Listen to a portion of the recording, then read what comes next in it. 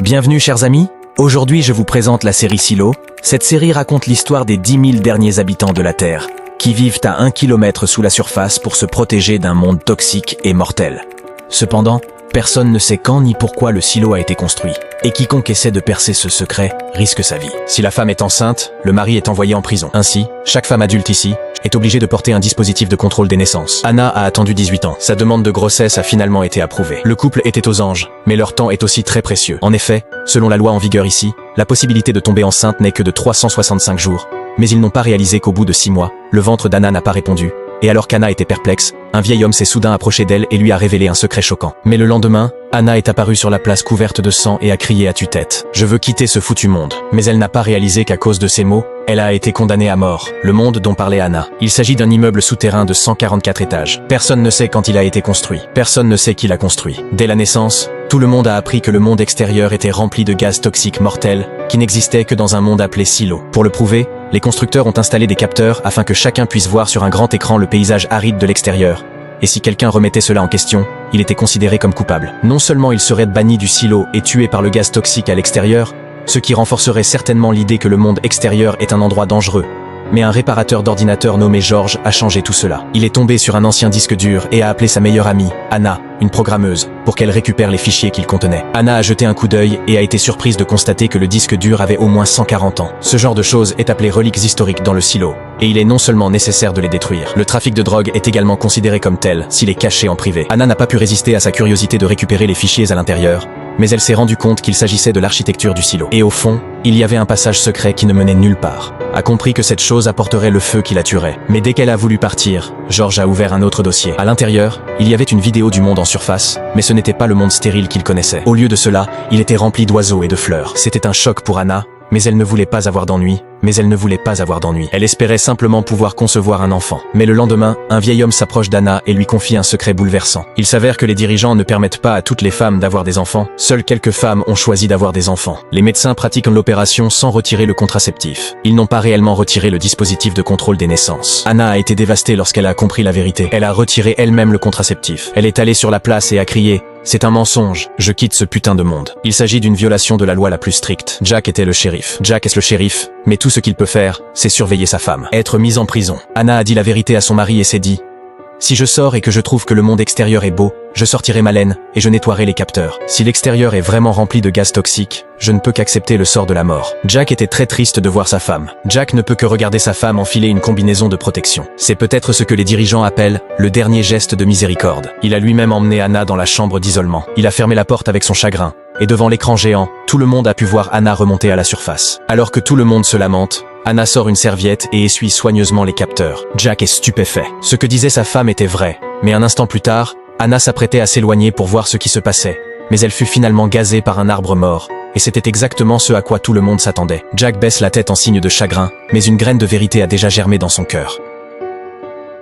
Le jeep de la police s'est mis en prison. Il déverrouille la porte de la cellule et jette la clé dans sa main. Il se tourne vers l'écran géant accroché au mur. Il y avait un corps dans une combinaison de protection. Il s'agit de la femme de cet homme, Anna. Le shérif adjoint est arrivé à ce moment-là. Il tente de l'en dissuader, mais Jack lui dit d'un air déterminé: « Je veux sortir d'ici ». Et à cause de ces mots, Jack a été condamné à mort. Il s'avère que dans cette ville souterraine appelée le silo, il existe une règle très stricte. Personne ne peut dire les mots que je veux sortir. Sinon, ils seront expulsés à la surface et mourront devant tout le monde, dans un monde rempli de gaz toxiques. Mais Anna et son meilleur ami, George, sont tombés sur une vidéo cachée, provenant d'un disque dur d'ordinateur. Il n'y avait pas de gaz là-bas. Le monde est plein d'oiseaux, de fleurs et de vie. Pour le prouver, Anna a choisi de risquer sa propre vie. Devant le public, elle a crié qu'elle voulait sortir d'ici, même si Jack était le shérif. Jack est le shérif, mais il ne peut rien y faire et bannit sa femme de ses propres mains.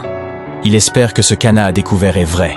Que ce qu'Anna avait découvert était vrai. Mais devant tout le monde, Anna a été tuée par le gaz. George a assisté à la mort de son ami. Il est déterminé à continuer à découvrir la vérité, à savoir ce qui s'est passé. Mais il n'a pas tardé à être brutalement assassiné à son tour. Jack a compris qu'il y avait un complot derrière tout cela. Il est donc allé voir la petite amie de George pour enquêter. Julie a sorti un mot laissé par son petit ami. La vérité est cachée dans l'endroit où nous avions l'habitude de sortir ensemble, face au doute de Jack. Julie n'a pas donné trop d'explications. Elle l'a emmené au niveau le plus bas de la cabine. Au bout du passage, il y avait un panneau d'avertissement. Ne pas franchir ce point. Dans le cas contraire, il serait sévèrement puni. Jack est troublé. Mais Julie enlève le panneau et découvre un trou dans le mur. Ils le traversèrent tous les deux jusqu'à l'autre côté du passage et trouvèrent un trou dans le sol non loin de là.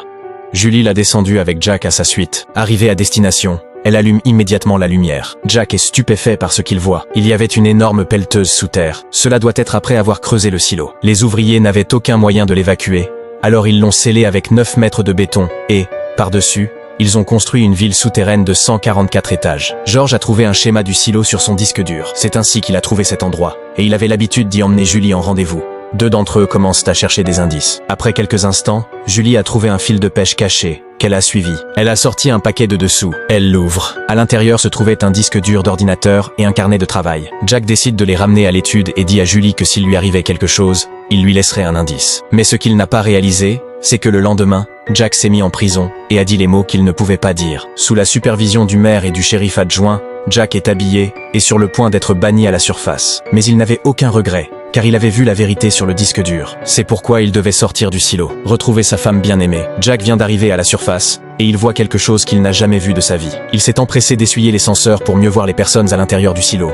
Mais il a eu beau essuyer, il n'a rien pu faire. Ce que les gens ont vu, c'est encore un paysage stérile. Sous les yeux de tous, Jack s'est approché du corps sur le sol, mais il n'y avait rien devant lui. À ce moment-là, il a soudain été pris de vertige et a eu du mal à respirer. Il enlève son casque. Cette action a suscité l'étonnement de tous, car personne n'avait jamais fait cela auparavant. Sous les yeux de tous, Jack a lutté pour atteindre le corps de sa femme, mais il n'a finalement pas pu s'y accrocher et est tombé à ses côtés. Tout cela semble surprendre tout le monde, mais Julie n'arrive pas à comprendre. Pourquoi Jack s'est-il suicidé? Pourquoi son petit ami a été tué? Elle s'est soudain souvenue de ce que George avait dit un jour. Il y a une porte dans la rivière souterraine. Derrière, il pourrait y avoir toutes les réponses. Anna est donc retournée à la pelleteuse, a attaché une corde et a décidé de descendre pour voir ce qui se passait.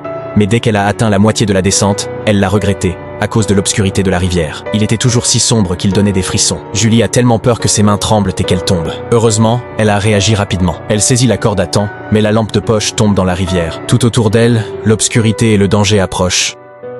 À l'aide d'une pince, elle a fait une petite entaille dans l'euro, puis elle l'a posée sur la table et l'a fait tourner rapidement. Mais tout le monde a été surpris. Le gyroscope tournait sans problème. Il tournait sans problème, et bientôt il s'est mis à osciller. C'est ce qui est arrivé au générateur géant. En raison de la détérioration d'une petite pièce, il cessera bientôt de fonctionner complètement. Lorsque cela se produira, les dizaines de milliers de personnes vivant dans cette ville souterraine pourront soit suffoquer dans l'obscurité, soit s'échapper vers la surface et mourir dans un monde rempli de gaz toxiques. Les ingénieurs ont décidé de procéder à des réparations immédiates, mais ils ont découvert un problème. Les créateurs de la ville souterraine, par une méthode inconnue, ils ont exporté un flux constant de vapeur du sol, et l'ont utilisé pour alimenter les générateurs, afin qu'ils puissent fonctionner éternellement.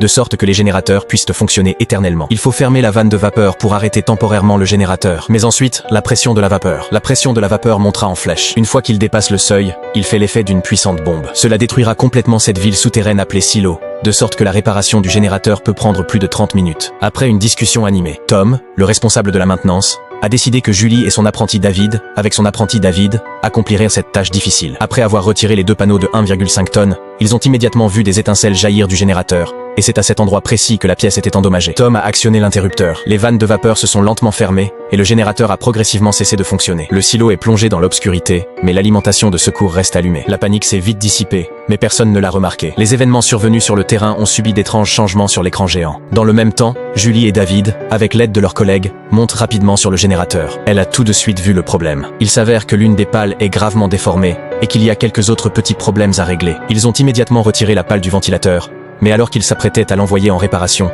David s'est montré nerveux. Les mains de David tremblent et poussent la pale du ventilateur vers le bas. Heureusement, il n'y avait personne en dessous. C'est pourquoi il n'y a pas eu de victime. Après avoir calmé son apprenti, Julie a calmé son élève et a continué à réparer quelques problèmes mineurs. Les collègues ci-dessous ont également commencé à réparer la pale du ventilateur. Tout est en ordre, et la température de la vapeur n'augmentait pas trop. Tom était tellement soulagé, il était impatient de terminer les réparations, mais il ne s'est pas rendu compte qu'après seulement 10 minutes, les cloches à vapeur sont devenues progressivement rouges. La température est montée en flèche. Rapidement, la dangereuse ligne rouge a été dépassée. Tom prévient d'abord Julie. Il doit immédiatement ouvrir la vanne de vapeur. Sinon, en cas d'explosion, tout le monde sera anéanti. Lorsque Julie a appris la nouvelle, elle a demandé à son apprenti de poursuivre les travaux de réparation, mais elle est descendue du générateur. Alors que tout le monde est confus, elle saisit la lance à incendie et ouvre la vanne du hammam. Un collègue a tenté de l'arrêter, mais Julie s'est jetée à terre sans hésiter. Les soupapes de vapeur rouge émettaient une chaleur intense. C'était comme un grand four à l'intérieur. Après un petit temps d'acclimatation, Julie a immédiatement appelé son collègue pour qu'il ouvre la vanne d'eau. L'eau a giclé sur la valve et a fait un grand bruit. La vapeur intense lui donne l'impression d'être dans un sauna. Et cela a fonctionné. La température est rapidement passée sous la ligne rouge. Tout le monde s'est empressé de poursuivre les travaux de réparation, mais la pale du ventilateur n'a pas été réparée. Cela n'a pas pris beaucoup de temps. L'eau de la salle d'attente montait presque jusqu'aux épaules de Julie, mais c'était tout ce qu'elle pouvait faire. Mais il s'est passé quelque chose de plus grave. La température de la vapeur augmente à nouveau. Il risquait d'exploser à tout moment, puis, juste à temps, la pale du ventilateur a finalement été réparée. David s'est empressé de l'installer, mais, trop nerveux, il n'a pas réussi à trouver la bonne position. Julie est maintenant complètement immergée, et la température a atteint son maximum. Plusieurs tuyaux n'ont finalement pas pu résister à la pression, et ont commencé à fuir. En ce moment critique, David a finalement installé la fanblade à temps. Tom lui a ordonné de descendre. Ses collègues ont immédiatement fermé le robinet d'eau, et ont tiré la Julie mourante hors de la canalisation. S'assurer que tout le monde est en sécurité. Tom a ouvert la vanne de vapeur, la température a chuté instantanément, et le générateur a commencé à fonctionner lentement. Tout le monde lève la tête nerveusement, priant pour la fatigue. Après quelques secondes, le générateur s'est enfin mis en marche. Tout le monde était heureux, applaudissait à tout rompre et s'étreignait avec excitation. Mais Julie n'est jamais contente car elle sait que cette ville souterraine n'est pas ce qu'elle prétend être. Chers amis, merci d'être restés jusqu'à la fin. Votre serviteur le plus fidèle, Récap Trillionnaire.